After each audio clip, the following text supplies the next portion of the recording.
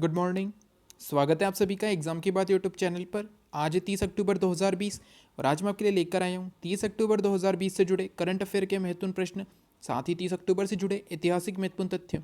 साथ ही आज की वीडियो के अंत में आप सभी के लिए एक छोटा सा टेस्ट है जिसमें कुल 4 प्रश्न होंगे। चारों क्वेश्चन बहुत ही ज़्यादा इंपॉर्टेंट है और इन चारों प्रश्नों के उत्तर आपको कमेंट बॉक्स में देने हैं, तो इनके आंसर आप कमेंट बॉक्स में ज़रूर दीजिएगा। तो चलिए शुरू करते हैं। सबसे पहले कल की वीडियो का सवाल। कल की वीडियो के अंत में आपसे एक सवाल पूछा गया था कि नरेंद्र मोदी जी ने किस राज्य में किसान सूर्योदय योजना की शुरुआत की है। तो हाल ही में नरेंद्र मोदी जी ने गुजरात राज्य में किसानों की उन्नति के लिए किसान सूर्योदय योजना की शुरुआत की है। इंपॉर्टेंट क्वेश्चन है और आपको याद रखना है कि किसान सूर्योदय योजना की शुरुआत गुजरात राज्य में हुई है और इसकी शुरुआत नरेंद्र मोदी जी के द्वारा की गई है। साथ ही आपको गुजरात राज्य से जुड़े कुछ इंपॉर्टेंट फैक्ट याद रखने, जैसे कि गुजरात राज्य की राजधानी है गांधीनगर, वर्तमान में मुख्यमंत्री है विजय रूपाणी और राज्यपाल हैं आचार्य देवव्रत। तो आपको ये तीनों इंपॉर्टेंट फैक्ट भी याद रखने गुजरात राज्य से जुड़े हुए। साथ ही मैंने आपको कुछ और इंपॉर्टेंट फैक्ट बताए थे, जैसे कि गुजरात राज्य के 3 प्रमुख नृत्यों के नाम, जिसमें से एक था डांडिया नृत्य, दूसरा था गरबा और तीसरा था भवई नृत्य। तो इन तीनों नृत्यों के नाम आपको याद रखने हैं। वही बात करें कल के टेस्ट की, तो कल के टेस्ट का पहला प्रश्न था गौतम बुद्ध ने अपना पहला उपदेश कहाँ पर दिया था। तो गौतम बुद्ध यानी कि महात्मा बुद्ध जो थे ये बुद्ध धर्म के संस्थापक माने जाते हैं और गौतम बुद्ध ने अपना पहला उपदेश सारनाथ में दिया था।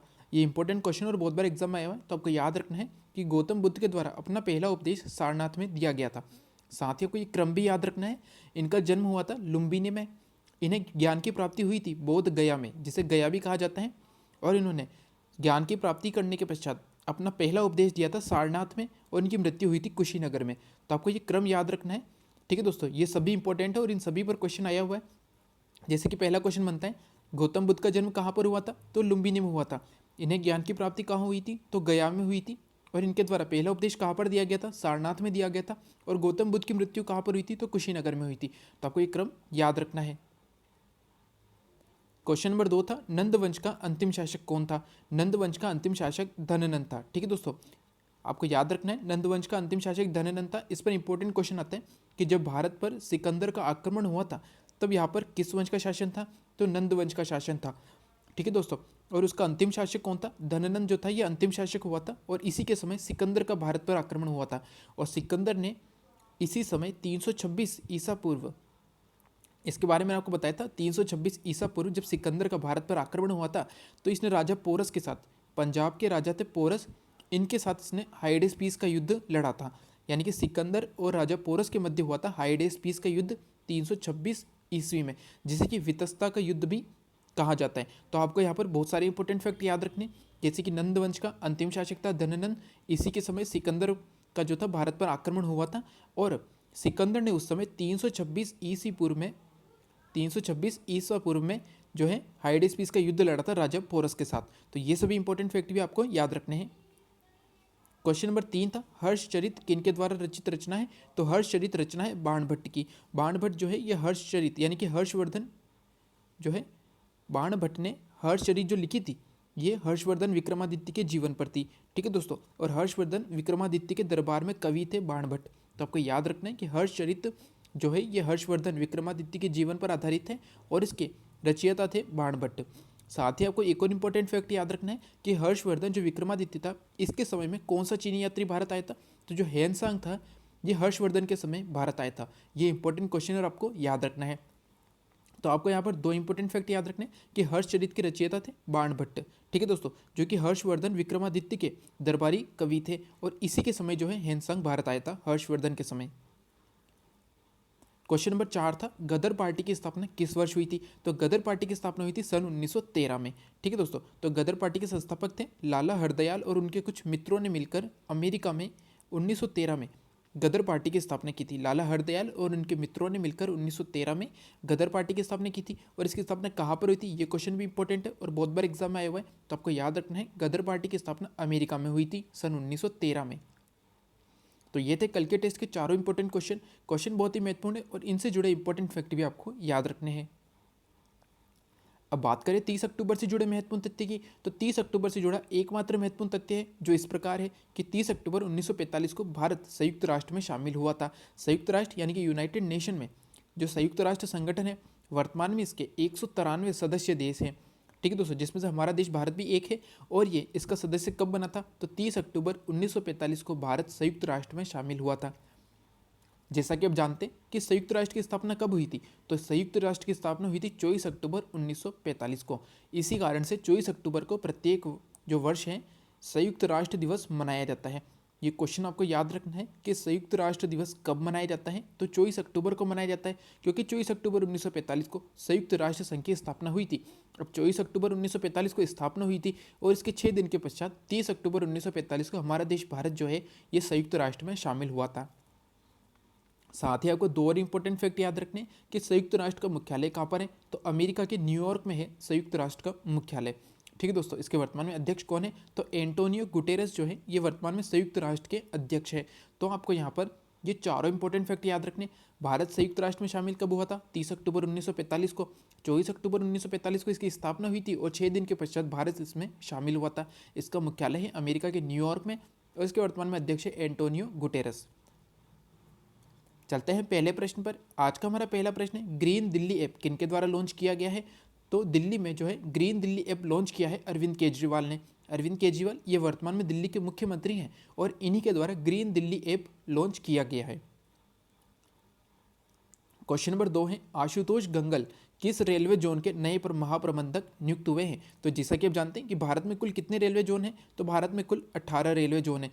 16 पहले थे और 2 और नए जोड़े गए थे, तो कुल 18 रेलवे जोन हुए हैं, जिसमें से आशुतोष गंगल जो हैं ये उत्तर रेलवे के आशुतोष गंगल उत्तर रेलवे के नए महाप्रबंधक नियुक्त किए गए हैं।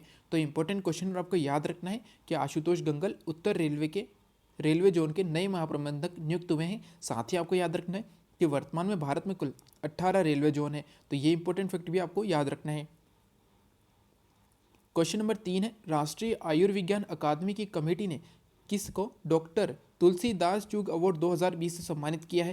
तो आपको याद रखना है, इंपॉर्टेंट क्वेश्चन है कि राष्ट्रीय आयुर्विज्ञान अकादमी की कमेटी ने डॉक्टर सतीश मिश्रा को डॉक्टर तुलसीदास चुग अवार्ड 2020 से सम्मानित किया गया है। इंपॉर्टेंट क्वेश्चन है, क्वेश्चन आ सकता है कि हाल ही में डॉक्टर तुलसीदास चुग अवार्ड 2020 से सम्मानित किन्हें किया गया है? तो डॉक्टर सतीश मिश्रा को किया गया है। इंपॉर्टेंट क्वेश्चन है और आपको याद रखना है। क्वेश्चन नंबर 4 है, हाल ही में किस राज्य के पूर्व मुख्यमंत्री केशुभाई पटेल का निधन हो गया है? ये बहुत ही इंपॉर्टेंट क्वेश्चन है आने वाले एग्जाम के लिए और ये आने वाले एग्जाम में जरूर देखा जाएगा। तो आपको याद रखना है कि गुजरात राज्य के पूर्व मुख्यमंत्री केशुभाई पटेल का हाल ही में निधन हो गया है। ये इंपॉर्टेंट क्वेश्चन है और आपको याद रखना है कि केशुभाई पटेल ये गुजरात राज्य के पूर्व मुख्यमंत्री थे और हाल ही में इनका निधन हुआ है। इसके बारे में आपको बता देता हूँ, ये क्वेश्चन इंपॉर्टेंट हो जाता है क्योंकि केशुभाई पटेल को ही हराकर केशुभाई पटेल जिस समय भारत के जो गुजरात के जो है मुख्यमंत्री थे, माफ़ कीजिएगा गुजरात के मुख्यमंत्री थे, ये 2001 में नरेंद्र मोदी जी ने केशुभाई पटेल को ही हराकर गुजरात के मुख्यमंत्री के पद पर नियुक्त हुए थे। ठीक है दोस्तों, तो आपको याद रखना है कि केशुभाई पटेल गुजरात के मुख्यमंत्री थे और इन्हें ही हराकर 2001 में नरेंद्र मोदी जी जो है गुजरात के मुख्यमंत्री बने थे। और वर्तमान में गुजरात के मुख्यमंत्री कौन है? तो विजय रूपाणी जो कि बीजेपी से हैं, ये वर्तमान में गुजरात के मुख्यमंत्री हैं। तो आपको ये भी इंपॉर्टेंट फैक्ट याद रखना है। ठीक है दोस्तों, तो इंपॉर्टेंट क्वेश्चन है और आप याद रखिएगा कि गुजरात राज्य के पूर्व मुख्यमंत्री केशुभाई पटेल का निधन हो गया है और इन्हें ही हराकर 2001 में नरेंद्र मोदी जी गुजरात के मुख्यमंत्री बने थे। क्वेश्चन नंबर 5 है, मध्य एशिया में विकास परियोजनाओं के लिए भारत ने कितने अरब डॉलर की सहायता करने की घोषणा की है? तो मध्य एशिया में विकास परियोजनाओं के लिए बहुत सारी विकास परियोजनाएं हैं जिनके लिए भारत ने 1 अरब डॉलर की सहायता करने की घोषणा की है। इंपॉर्टेंट क्वेश्चन है और आने वाले एग्जाम में देखा जा सकता है कि भारत ने मध्य एशिया में विकास परियोजनाओं के लिए कितने अरब डॉलर की सहायता करने की घोषणा की है? तो 1 अरब डॉलर की सहायता करने की घोषणा की है हमारे देश भारत ने। वही बात करें 30 अक्टूबर 2020 से जुड़े कुछ अन्य इंपॉर्टेंट फैक्ट की, तो ये इस प्रकार है कि SBI बैंक जापान बैंक से 7400 करोड़ रुपए का कर्ज लेगी। ठीक है दोस्तों, स्टेट बैंक ऑफ इंडिया है भारत की, ये जापान बैंक ये बैंक का नाम है जो कि जापान में है और इसी से 7400 करोड़ रुपए का कर्ज लेगी SBI। दूसरा इंपॉर्टेंट फैक्ट है कि पुरुष वर्ग में 100 मीटर के विश्व चैंपियन क्रिस्टियन कोलमैन पर डोपिंग नियंत्रण से जुड़े 3 नियमों का उल्लंघन करने के लिए 2 साल का प्रतिबंध लगा है। ठीक है, 2 साल का प्रतिबंध लगा है। किन पे लगा है? तो क्रिस्टियन कोलमैन पर लगा है। और किस लिए लगा है? तो डोपिंग नियंत्रण से जुड़े 3 नियमों का उल्लंघन करने के लिए। तो आपको याद रखना है क्वेश्चन आ सकता है कि पुरुष वर्ग में 100 मीटर के विश्व चैंपियन कौन है जिन पर हाल ही में 2 साल का प्रतिबंध लगाया गया है, तो क्रिस्टियन कोलमैन पर। और क्वेश्चन ये भी आ सकता है कि पुरुष वर्ग में 100 मीटर के विश्व चैंपियन क्रिस्टियन कोलमैन पर डोपिंग नियंत्रण से जुड़े नियमों का उल्लंघन करने के लिए कितने वर्ष का प्रतिबंध लगा है, तो 2 साल का प्रतिबंध लगा है। अगला इंपॉर्टेंट फैक्ट है कि भारतीय सेना ने जो है सिक्योर एप्लीकेशन फॉर इंटरनेट नामक मैसेजिंग एप्लीकेशन जो है ये लॉन्च किया है। ये भारतीय सेना के द्वारा लॉन्च किया गया है। इसका नाम है सिक्योर एप्लीकेशन फॉर इंटरनेट। ठीक है दोस्तों, ये एक मैसेजिंग एप्लीकेशन है सेना के लिए और ये लॉन्च किया है भारतीय सेना ने। तो इंपॉर्टेंट क्वेश्चन है और एग्जाम में आ सकते हैं कि सेना के द्वारा हाल ही में कौन सा मैसेजिंग ऐप लॉन्च किया गया है, तो आपको याद रखना है सिक्योर एप्लीकेशन फॉर इंटरनेट। ठीक है दोस्तों, ये इंपॉर्टेंट है और आपको याद रखना है। तो ये थे 30 अक्टूबर से जुड़े करंट अफेयर के कुछ महत्वपूर्ण प्रश्न। आज चलते हैं हमारे टेस्ट पर। ठीक है दोस्तों, आज के हमारे टेस्ट का पहला प्रश्न है, किसने अपनी राजधानी आगरा से शाहजहानाबाद स्थानांतरित की थी। इंपॉर्टेंट क्वेश्चन और इसका आंसर आपको बताना है कि आगरा से शाहजहानाबाद स्थानांतरित करने वाला, अपनी राजधानी को आगरा से शाहजहानाबाद स्थानांतरित करने वाला शासक कौन सा था। क्वेश्चन नंबर 2 है और बहुत ही इंपॉर्टेंट क्वेश्चन है कि भारत के प्रथम मुख्य चुनाव आयुक्त कौन थे। आपको बताना है और इसके बारे में आपको बहुत बार बता चुका हूं, तो आपको बताना है कि प्रथम मुख्य चुनाव आयुक्त कौन थे भारत के। क्वेश्चन नंबर 3 है, हाल ही में जारी art and capital passport index की सूची में भारत को कौन सा स्थान प्राप्त हुआ है। इसके बारे में मैंने आपको बताया था, तो इसका आंसर आपको बताना है कि art and capital passport index की सूची हाल ही में जारी की गई थी और इसमें भारत को कौन सी रैंकिंग प्राप्त हुई है। क्वेश्चन नंबर 4 है, दुर्गापुर इस्पात संयंत्र किस राज्य में स्थित है। ये मैंने आपको कुछ ही दिनों पहले बताया था, तो इसके बारे में आपको बताना है कि दुर्गापुर इस्पात संयंत्र किस राज्य में स्थित है। इससे जुड़ा इंपॉर्टेंट फैक्ट मैंने आपको बताया था कि भारत में जो मुख्य इस्पात संयंत्र हैं जैसे कि राउरकेला, भिलाई और दुर्गापुर में, ठीक है दोस्तों, इनका गठन कौन सी पंचवर्षीय योजना में किया गया था, तो दूसरी पंचवर्षीय योजना में किया गया था इन इस्पात संयंत्रों का गठन।